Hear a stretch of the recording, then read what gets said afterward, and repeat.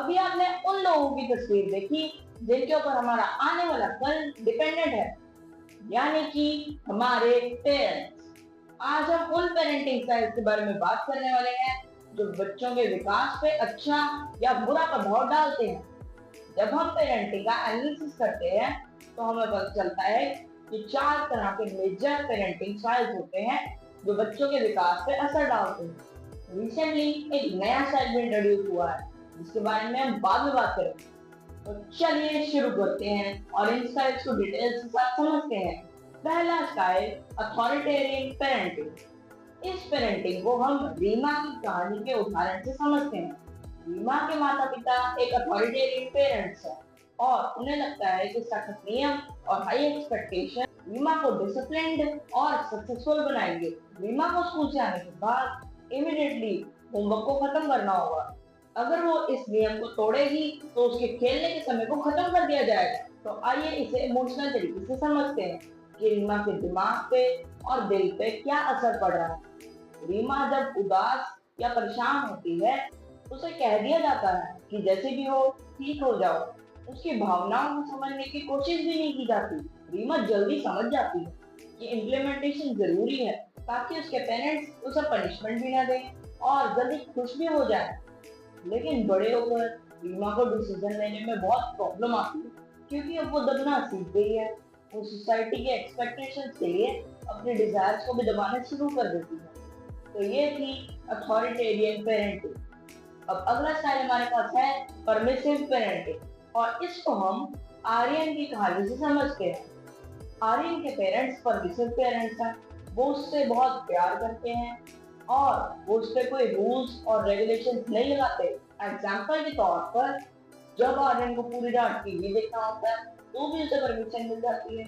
जब आर्यन को unlimited chocolates खानी होती है तो भी उसे परमिशन मिल जाती है। कौन है ये लोग?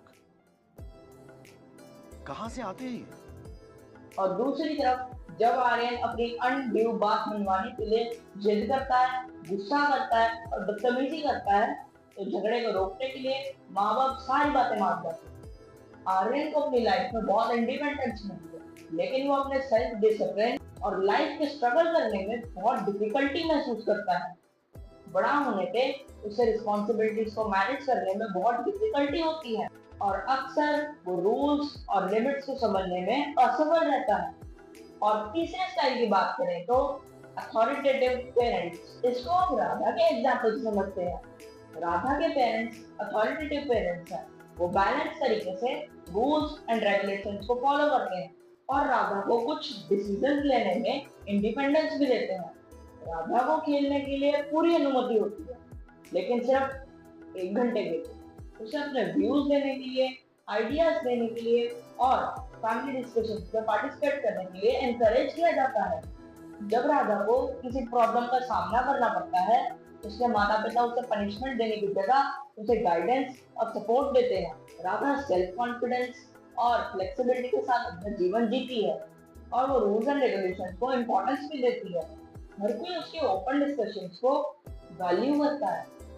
बड़ी होकर राधा अपने डिजायर्स और सोसाइटी की एक्सपेक्टेशंस के बीच एक बैलेंस बना के रखती है और प्रॉब्लम को सॉल्व करने के पॉइंट ऑफ व्यू से आगे बढ़ती रहती है।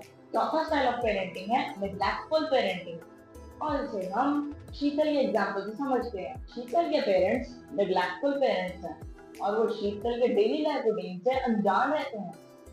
शीतल लंबे समय से अकेली रहती है।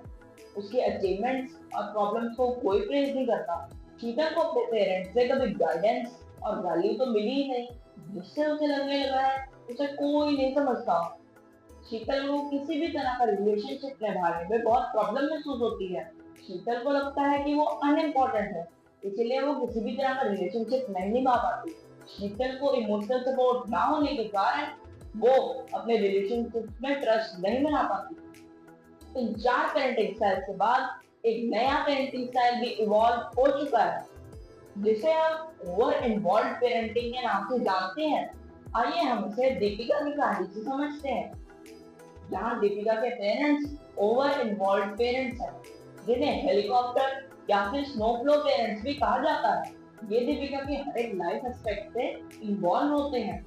दीपिका के पेरेंट्स दीपिका के हर एक माइक्रो एक्टिविटी पे ध्यान देते हैं। उसकी पढ़ाई से लेके उसकी सोशल इंटरेक्शंस तक वो उसके और उसके दोस्तों के छोटे से छोटे झगड़े में भी इन्वॉल्व हो जाते हैं और उसके स्कूल के सारे प्रोजेक्ट खुद ही पूरा कर देते हैं। वो मेक श्योर करते हैं दीपिका को किसी भी तरह की प्रॉब्लम का सामना ना करना पड़े।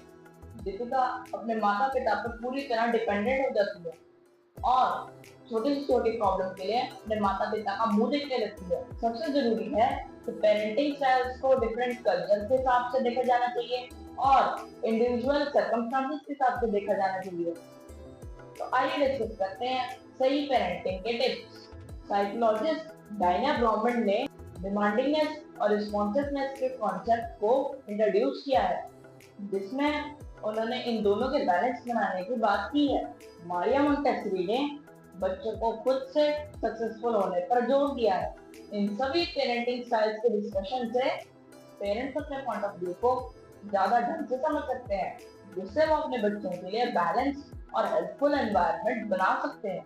आप क्या समझते हैं कि आपके पेरेंट्स कोई पर्टिकुलर स्टाइल को फॉलो करें या इंडिविजुअल सर्कमस्टेंसेस के हिसाब से अपने पॉइंट ऑफ व्यू को बदलें?